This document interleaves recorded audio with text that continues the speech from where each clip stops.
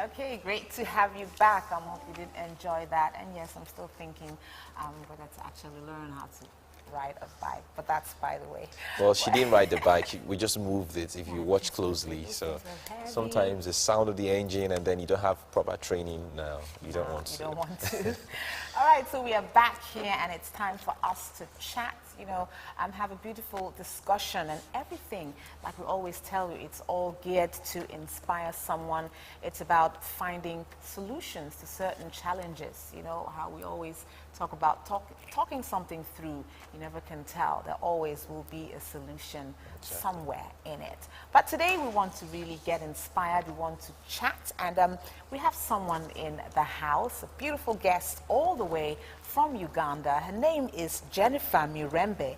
She is a singer, songwriter. She happens to be the mother of two. She's a Christian, born again, and she's been singing for 26 years. That's the one that gets my attention. 26 years. Absolutely. So we have her in the studio today, and we want to talk about, the life of a music minister. You know, everything that happens in and around the person, challenges, if you like.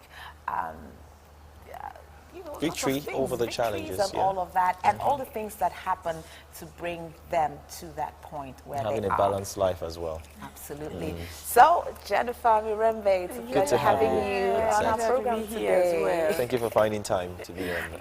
She's about to ask a question now. How was your trip to Nigeria? Are you serious? The first question she always asks is, okay, how was the trip to Nigeria? It was good. Okay. It was good. Not so tiresome. Because I couldn't wait to get here. Okay. Because I've been hearing about Nigeria, so I was thinking, how does this place look like? Okay. Okay, this is your first time in Nigeria? Yeah, it is my first time. Okay. So for how many days have you been here now? About 3 days. Just 3 days. How's the experience? Do you feel like a Nigerian all of a sudden? I feel like a Nigerian. Seriously? Though I've not caught up with the speed yet. Oh, but the speed. everything is fast. And you're in Lagos as well. It is a commercial hub of But I like the way people work. People are really committed to what they do. What they do. Yeah. And now some other question. Do you like my that's couch? her first question, It's actually. comfortable. I just wanted to sit on it. So Oh, yeah. my dream has come true. Thank you. Thank you. Thank you. Good to have you here. So you're a songwriter, a singer. You've been in this industry for 26 years. Tell us a bit about yourself, you know, your life in Uganda, some of the things that have happened to you or you've experienced to bring you to the point where you are at Right, now. okay. Talk to us about that. My experience as a singer, I started singing when I was 14. Right. I just gotten saved, so I found myself leading praise and worship in the fellowship. So a year after that, my father died. Wow. And a year after, my mother died as well. So I realized that I think God was preparing me for the trauma that was coming. Did you see like a preparation at that time? Because No, I didn't see it as a preparation. I see it now. Okay, losing because both of the parents at that peace time. that God gave me at that time. And so when they died, we became homeless. And so through music, I was able to it brought me comfort. Okay. So we became homeless, and I started living at the church. And my brothers and sisters, of course, were living in different places. And so one day, as I was singing in the worship team, a man of God came from England, and he wanted singers to go and sing in the UK, and he picked 6 girls from the worship team. So I was among them. Oh, amazing. So when I went, it's through this gift of leading praise and worship that God took me to the United Kingdom. Wow. So when I arrived there, after a few months, I was doing a cleaning job somewhere, and this old man just walks up to me and says, "This work must be very hard for you." I thought, "Yeah, it's hard." He says, "Oh, okay, can you call me?" So I was thinking, "Oh God, what does this man want from me?" So I called him, and he said, "Can you come and visit me?" So when I arrived at the house, he was living with 4 cats in the house. So he tells me, I don't have any children, and all my relatives have died. And if I die today, the government might take my house. So I wanted to leave my house for you. So I thought, oh, God. Sorry, I don't think I got that clearly. So, you know, Wow. he said, if I die today, everything will be taken away. So I feel a need to help you. So I ran to my pastor, of course, and I told him about it. So he came to see the old man. He wanted you to have his house? Yes. Okay. So the pastor interviewed him, of course, to see his intentions. He said, no, I don't have any ill intentions. So from then on, God just transformed my life. And through singing, I was able to meet that old man. And through singing, God opened the door for me to get my permanent residence in the UK. So this gift has taken me places. Wow. Places. Yeah. Wow. Okay, Amazing. you're making it sound very nice, but I know it wasn't as easy.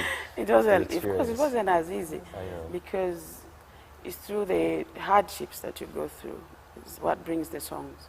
Because at one point I was telling God, I really want to help people, but I don't have any finances. So I just had a conviction in my heart that you actually have a gift. You could use your gift to do that. And God started giving me songs. I started writing. So I've been doing it professionally for 5 years. Okay. And Wow. Professionally for 5 years, and you've done 2 albums already. yeah, I've done 2 albums. Majorly worship and praise. Praise and worship. Praise and worship. Yeah, Okay. but I like the praise, the You like the dancing. praise part, the dance side. That's why I'm in Nigeria. Oh, okay, that's why you're in Nigeria. Why? What's that? I don't understand. Because of their beats, you can't afford to be sad around those. We got our praise on. Yeah, huh? it's always. Okay. Okay, so but your music, was it, at that point, was it largely in the UK or you came to Uganda as well? Yeah, I was doing that. But basically, because in my country, people do sing in Luganda.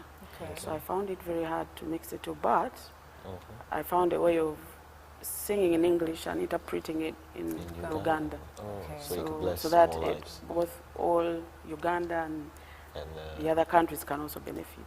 amazing. Yeah. Okay, so at the point where where the children started coming, how did you cope or manage, singing, still writing? Hard. One time I had a recording. I was from Manchester and I needed to be in London. So around, of course, they hadn't started school. And in England, it's very hard because there's no childcare.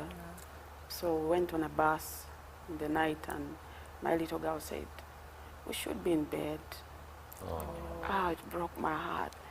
But I realized that there are sacrifices you have to make. And God has seen me through. And yeah. So it's been hard Okay. combining the two. Combining family life And, and the music. Than the music. Okay, I'm still very interested in why you came to Nigeria, and how your music has been. I know we'll get an opportunity to hear your song, maybe a couple of them, 1 or 2 that you've done. Have you done any videos so far? I've done 5 videos. I'm here to do 2 more. Okay. Wow. Okay. Why Nigeria? Because Nigeria has got, I think, the largest economy in Africa. Secondly, their music industry is really big, bigger than any country. Okay. And also, I think if I combine the two, I'll really go higher. I Higher. think, yeah. Okay. Okay, so what kind of music are you into generally? What genre?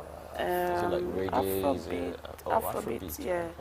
And yeah, Afrobeat. Yes. Have you worked at any so far? I mean, you've been in Nigeria for about 3 days, you said. Have you worked with any of our musicians, producers, people in the music industry so far? What's the... I'm working with a gentleman called Lawrence. Okay. The other name is a bit long, but the founder of Club X. Okay. So he's connecting me to other gospel artists Okay. so that I can collaborate with them. Mm. Yeah. Well, it's been fair since It's you been, came. yeah, it's Wonderful. been fair. Okay. Can we listen to this song? I'll Okay, itch you maybe to. Seriously. Okay, maybe we should. That will help me get a better you know, picture of who we're talking to right now. Okay. Okay, so let's listen to one of her songs, and of course, we're still here. We'll come back to talk some more. Okay, I will It's not continue. ready. Yeah, so you let us know when that will be ready for play. Okay. Okay, you did mention at some point that you wanted to help other people, you know, impact other people. What have been some of the activities, you know, that have caused you to help people, or, you know, have you worked with young people? You know, talk to us about those activities. Normally, when I go probably on tours, maybe villages, sometimes I find widows or single moms. I think my heart just goes out to people who are suffering. So Okay.